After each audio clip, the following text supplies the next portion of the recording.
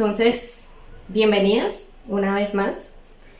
Pues le doy toda la gloria al Señor porque nos permite estos espacios y aprender todas estas cosas de su palabra. Hoy vamos a aprender una cosa nueva, o tal vez no sea nueva, probablemente para muchas ya sea muy conocida y lo hayamos estudiado muchas veces. Pero entonces vamos a agregarle un par de cositas a eso que hemos aprendido para fortalecerlo mucho más. El título de la enseñanza hoy se llama No todos los libros se leen igual. Esa es como la premisa de lo que vamos a ver en el desarrollo de la enseñanza el día de hoy. Entonces hasta aquí ya sabemos que la Biblia es una colección de muchos libros que cuentan una sola historia, la historia de la redención.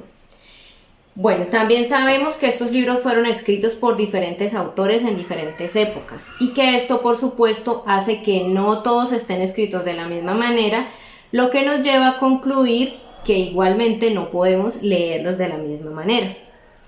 Retomando nuevamente, si la Biblia es una colección de muchos libros, podríamos imaginar que sumergirnos en ella es como entrar a una biblioteca donde encontrarás muchos libros, donde en cada pasillo podemos encontrar diferentes literaturas. Así se lo pueden imaginar. Entrando a una biblioteca donde hay muchos pasillos y en cada pasillo hay libros en diferentes literaturas. Eso mismo es sumergirnos en la palabra del Señor. Entonces debemos considerar que aunque todos los libros son literatura, todos ellos comunican de maneras diferentes. Asimismo nos sucede con la Biblia. Si no prestamos atención de cómo están escritos, cada uno de ellos podemos perder el esplendor de cada uno de esos libros. Así que sin más preámbulos, vamos a explorar este maravilloso aprendizaje que el Señor nos trae hoy.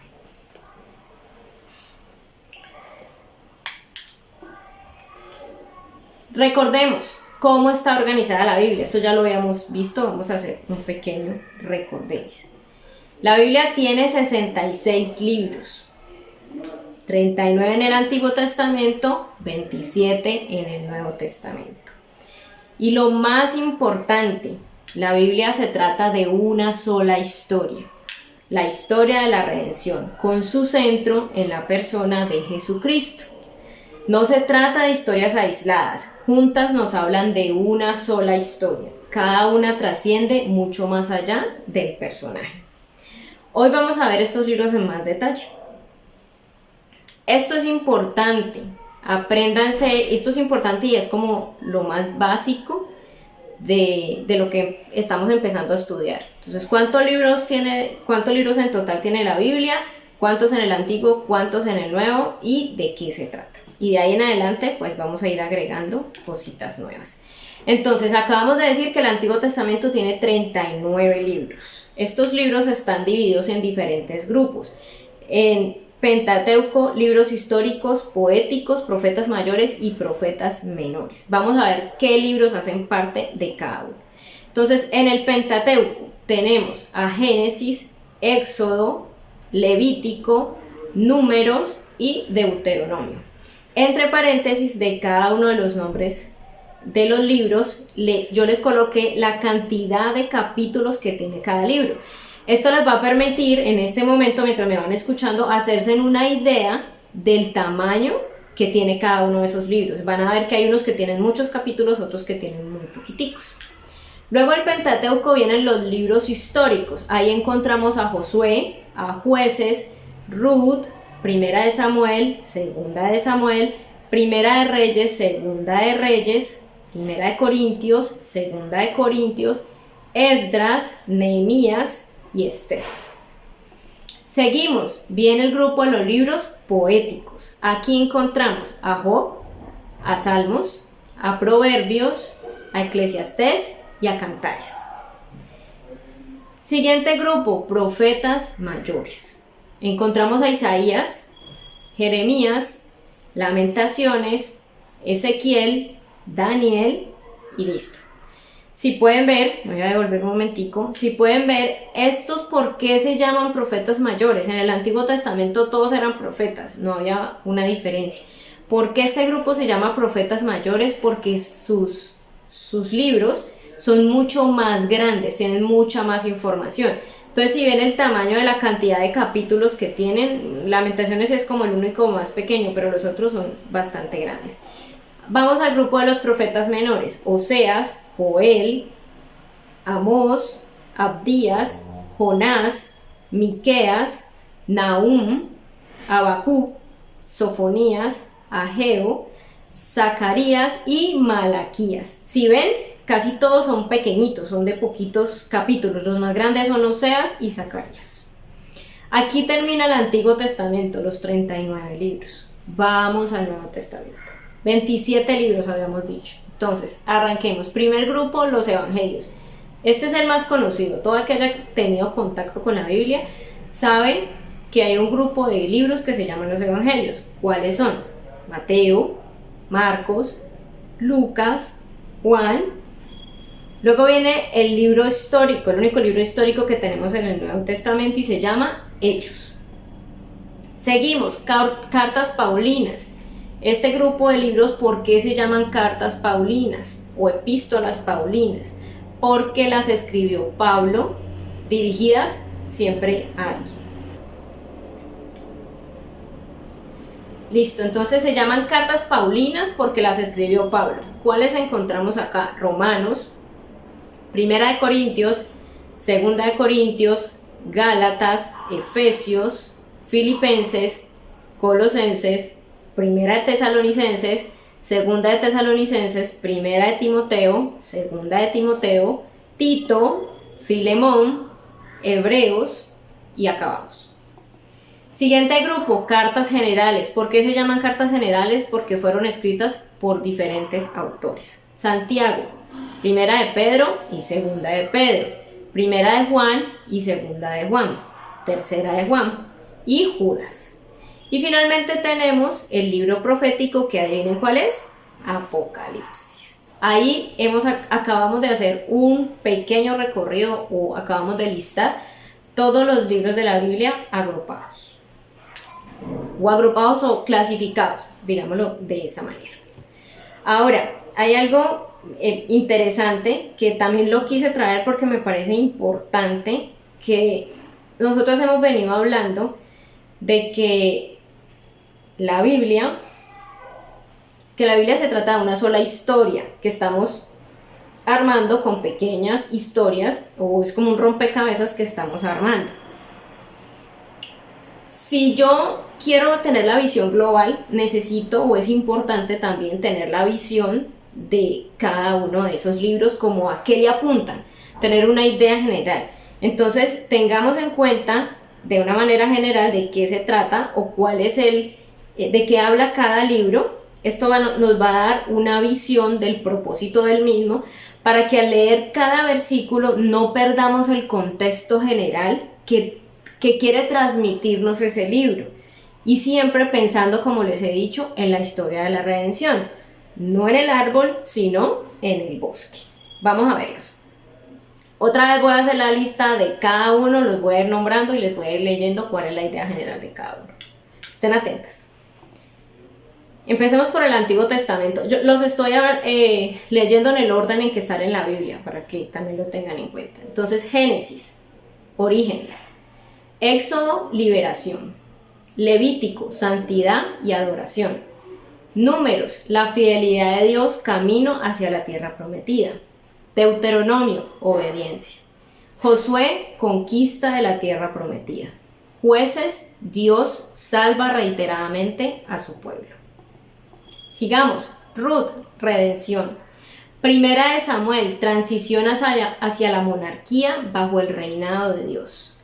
Y Segunda de Samuel dice exactamente lo mismo. Y aquí voy a hacer una pequeña pausa. ¿Por qué en Primera de Samuel y en Segunda de Samuel dice lo mismo? Porque cuando el libro se escribió, no era como ahora, que tenemos dos libros separados con el mismo nombre. Cuando el libro se escribió era un solo libro, un solo rollo. Entiendo, por lo que se dice pues de la historia, que estos libros fueron separados porque era tan grande el rollo que era mucho más fácil dividirlo en dos para leerlo, escudriñarlo, y por eso está separado. Asimismo se van a encontrar varios libros en la Biblia separados por Primera y segunda. Sigamos. Primera de Reyes, la ruptura del pacto y sus consecuencias. Segunda de Reyes, exactamente igual. Primera de Crónicas, historia teológica de Israel desde la monarquía hasta el exilio. Segunda de Crónicas, exactamente lo mismo. Entonces, si ven, se repite. ¿Por qué? Porque son libros que fueron divididos, mas no fueron escritos en dos partes cuando se escribieron. Valga la redundancia. Sigamos. Esdras, restauración. Nehemías, reconstrucción. Esther, preservación. Job, el sufrimiento de los justos es la soberanía de Dios. Salmos, alabanzas. Proverbios, sabiduría. Eclesiastés, futilidad de la vida sin Dios. ¿Y qué quiere decir futilidad para las que no saben? Es algo que no tiene importancia, que es vano, que ni fu ni fa, como dice el dicho. Seguimos con el Antiguo Testamento. Cantares, amor y matrimonio. Isaías, salvación. Jeremías, arrepentimiento y redención. Lamentaciones, lamento.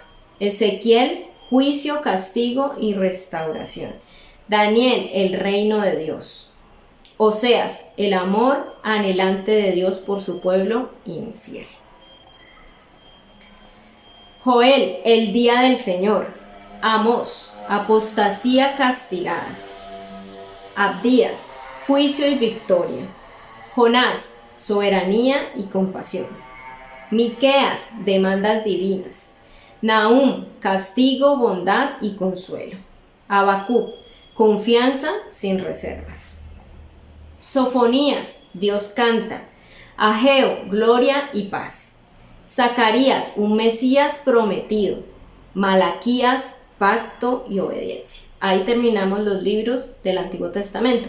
Y si ven, si fueron viendo como la idea y saben que en el Antiguo Testamento se habla mucho del pueblo de Israel, van a notar que muchas de estas historias están ligadas a lo que pasaba con ellos, cuando fueron al exilio, cuando fueron rescatados, cuando Dios los escogió, cuando les dio las leyes, etc. Sigamos, ahora que empezamos con el Nuevo Testamento. Mateo, nace el Mesías. Marcos, sufrimiento y servicio sin reservas. Lucas, el Hijo del Hombre. Juan, el Hijo de Dios. Y miren, estos 4 libros son los evangelios que siempre nos han dicho que leamos para conocer a Cristo. Pero si ven esta idea central, pueden darse cuenta que aunque los 4 hablan de Cristo, cada uno lo hace desde una perspectiva diferente. Quiere mostrar a Cristo desde un punto diferente. Y eso nos muestra a Cristo como una persona muy integral, como ese Salvador integral que nosotras tenemos. Hechos, el reino avanza, cuando empezó a crecer la iglesia de Cristo. Romanos, justificación gratuita. Primera de Corintios, todo para su gloria. Sigamos. Segunda de Corintios, como les expliqué ahora, todo para su gloria, igualmente que el anterior. Gálatas, libertad en Cristo. Efesios, la iglesia, el cuerpo de Cristo. Filipenses, regocijo genuino. Colosenses, Cristo, la cabeza de la iglesia. Primera de Tesalonicenses, santificación y resurrección. Segunda de Tesalonicenses, esperando su regreso. Primera de Timoteo, ordenando la iglesia. Segunda de Timoteo, ministerio fiel. Y en este particular, creo que ellos cambian porque son 2 cartas diferentes. Tito, sana doctrina. Filemón, perdón y aceptación. Hebreos, la supremacía de Cristo en el nuevo pacto. Santiago, fe y obras. Primera de Pedro, siguiendo sus pisadas. Segunda de Pedro, conocimiento y crecimiento. Primera de Juan, certeza de vida eterna. Segunda de Juan, conforme a sus mandamientos. Tercera de Juan, hospitalidad fiel. Judas, guardados sin caída. Apocalipsis, la victoria del Cordero. Y miren, este último de Apocalipsis es muy interesante. ¿Cuál es la idea general del libro? El cierre de toda esta historia de redención, como ya lo habíamos visto. Es cuando Cristo está su segunda venida y por fin hay digamos que una victoria completa sobre el pecado, sobre el diablo, sobre la muerte, completa. Ya no falta nada, ya todo está hecho. Y generalmente cuando nos hablan del libro Apocalipsis, como que le huimos porque eso como que dice cosas muy raras. Pero si lo leemos con la perspectiva completa de qué se trata el libro, va a ser glorioso para nuestra vida, porque vamos a ver la victoria de Cristo, la conclusión de todo lo que nuestro Salvador ha hecho. Listo, entonces ahora hablemos de los géneros literarios en la Biblia. Entonces acabamos de ver todo este montón de libros que están en la Biblia, que como les dije al principio, es como ver una biblioteca de libros donde tú te puedes encontrar diferentes literaturas, y entonces la pregunta es, bueno, ¿y cómo está escrito cada uno? Iniciemos por definir qué es un género literario. Los géneros literarios son los distintos grupos. Un segundito. Iniciemos por definir qué es un género literario. Los géneros literarios son los distintos grupos o categorías en que podemos clasificar las obras literarias atendiendo a su contenido y estructura. Eso dice el diccionario. Salgamos por un momento de la Biblia y pensemos que en nuestra vida diaria nos vamos a encontrar estos diferentes géneros literarios. Por ejemplo, dependiendo de lo que estemos leyendo, por ejemplo, si estás leyendo una receta de cocina, no va a ser igual a si estás leyendo una novela. Cuando tú la lees, cuando visualmente ves el escrito, te das cuenta que se escribe de una forma diferente, se ve de una forma diferente y asimismo se interpreta de una forma diferente. Tú no vas a leer una receta y vas a mirar los ingredientes y vas a leer así como si fuera una historia de corrido todas las palabras. Tú sabes que es como un checklist los ingredientes. Entonces, si vas en la novela la lees de corrido porque te está contando lo que está pasando. Eso mismo nos pasa en la escritura. Debemos entender las diferentes maneras en que cada uno de esos 40 escritores que habíamos dicho nos habla o nos muestra la historia. Algo importante es que, lo hemos mencionado, la Biblia se escribió durante muchos años por diferentes autores. Eso también nos muestra que al ser diferentes y diferentes momentos, diferentes contextos, pues la forma de escribir y como cada autor transmite la enseñanza, la inspiración que el Señor le da, va a ser diferente.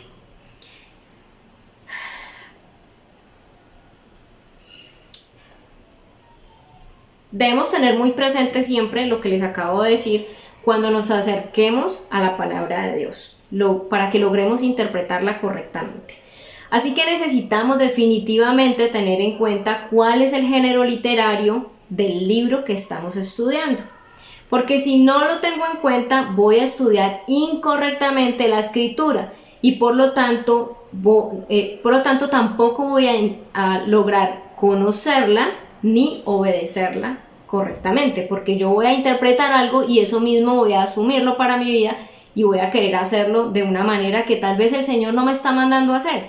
Y muchas veces ni siquiera lo tomo para mí, también lo tomo para otros y le ponemos cargas a otras personas que el Señor no ha mandado. Y por eso esto es importante. Quiero que veamos dos ejemplos que son muy comunes en el pueblo cristiano y muy nombrados. Y entendamos un poquito esto desde el ejemplo. Entonces, primero vamos a ir al libro de Proverbios. Pueden leerlo en sus Biblias para que lo tengan ahí a mano. Entonces, empecemos por decir que el libro de Proverbios no es un libro de promesas, sino de sabiduría.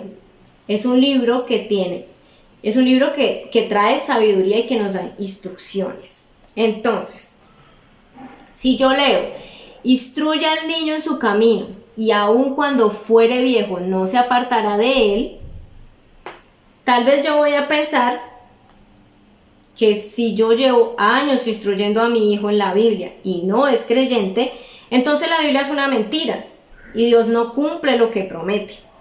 Pero en realidad la Biblia no dice mentiras y Dios sí cumple sus promesas. El problema aquí es que en realidad la Biblia no me está dando una promesa, me está dando un principio de sabiduría. El Señor me está dando una instrucción y en el camino pueden pasar muchas cosas, pero yo cumplo la instrucción del Señor. El Señor, con esa palabra que mi hijo va a aprender, va a dirigir su camino. El Espíritu Santo, en el momento apropiado, va a hacer lo que tenga que hacer con él, porque él conoce su palabra, porque la tiene aquí y la tiene acá. No es una promesa, y esto es importante, porque mucha gente se aparta pensando que Dios es mentiroso, que Dios miente porque no cumple este tipo de promesas que estamos viendo que no son promesas. Por eso es importante leer adecuadamente. Vamos al segundo ejemplo. Y este es uno también súper conocido. Lo encontramos en Hechos 16:31. Lo pueden buscar en sus Biblias.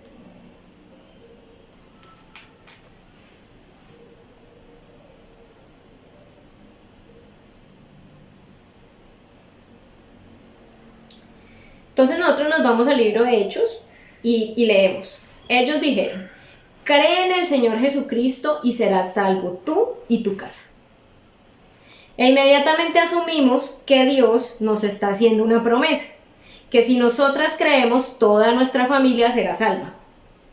Pero no, estamos estudiando el libro de los Hechos. El libro de los Hechos es un libro histórico, un libro que es la continuidad de los evangelios. No nos está haciendo promesas particulares, no nos está diciendo, mira lo que dice aquí.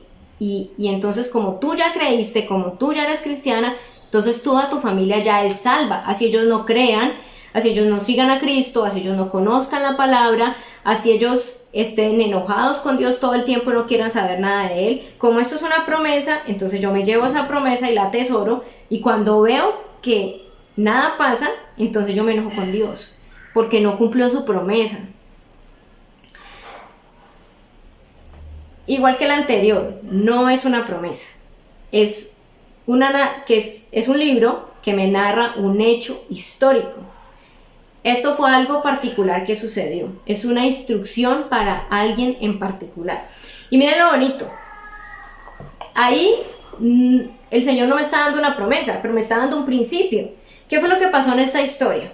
El hombre creyó y fue a su casa y le habló a su familia del evangelio. Y porque él creyó y porque él conoció y porque él decidió seguir al Señor, su familia también creyó. Entonces el Señor nos está mostrando que nosotras podemos ser ese canal que Él necesita para traer a nuestra familia a Cristo. No es una promesa, pero nos muestra lo que puede suceder cuando nosotras andamos en el camino correcto. Eso es lo importante acá. Así que, aunque muchas cosas sean historias, sean hechos que hayan pasado particularmente, siempre tienen una enseñanza. El Señor las dejó ahí porque algo quería que aprendiéramos todos los cristianos de todas las épocas cuando leyéramos su palabra. Listo. Y finalmente, como les estoy hablando de los géneros literarios, entonces aquí están todos los libros de la Biblia en 1, 2, 3, 4, 5, 6, 7. 7 géneros literarios que yo encontré. Hay partes donde se habla de 6, hay partes donde se habla de 8, pero revisando el tema, incluso preguntándole al pastor, esta fue la conclusión. Digamos que son los más que están como en ese punto asertivo. Entonces, miremoslos.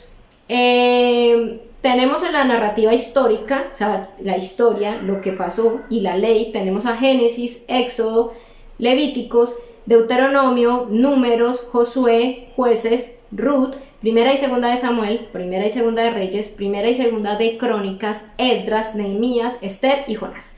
Ya con eso ustedes saben que ese libro hay que leerlo pensando en que es una historia. Sabiduría, libro de Job, Proverbios y Eclesiastés. Allí hay principios bíblicos para nosotras vivir nuestra vida, porque es un libro de sabiduría. Bueno, voy a devolverme el pedacito otra vez. Entonces, el primer grupo decíamos que es la narrativa histórica, donde encontramos los libros que cuentan toda la historia de lo que pasó al principio con el pueblo de Israel, cómo fueron escogidos y todo. Entonces Génesis, Éxodo, Levíticos, Deuteronomio, Números, Josué, Jueces, Ruth, Primera y Segunda de Samuel, Primera y Segunda de Reyes, Primera y Segunda de Crónicas, Esdras, Nehemías, Esther y Jonás. Son libros que me cuentan lo que pasó. Si son libros con un género literario histórico, yo debo leerlos teniendo en cuenta que lo que está escrito fue algo que pasó y el Señor me está contando lo que pasó y por medio de esa historia me está enseñando. Tenemos un segundo grupo que son los libros de sabiduría, Job, Proverbios y Eclesiastés. En estos 3 libros encontramos principios de sabiduría. ¿Cómo espera el Señor que sea una mujer prudente, por ejemplo? Que sea una mujer esposa, que sea una mujer soltera. Eso es lo que encontramos en esos libros. Tengan en cuenta lo que les decía ahorita, en esos libros no hay promesas, en esos libros hay principios para la vida. Poesía, están los salmos, Cantar de los Cantares y Lamentaciones. Entonces, si ustedes van a estos libros, y sabemos que la poesía generalmente no está escrita en prosa, está escrita de una manera muy bonita, donde tú ves un pedacito, luego el otro, muy estructurado. Así se escribe la poesía y así mismo vemos que está escrita la escritura. Es una forma de identificarlos.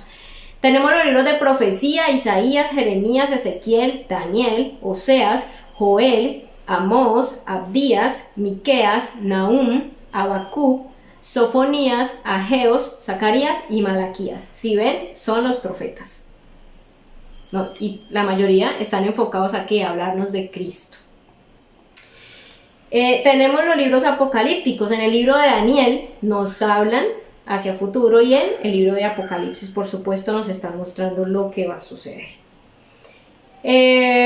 Evangelios, lo que se los dije hace rato, Mateo, Marcos, Lucas, Juan y el libro de los Hechos.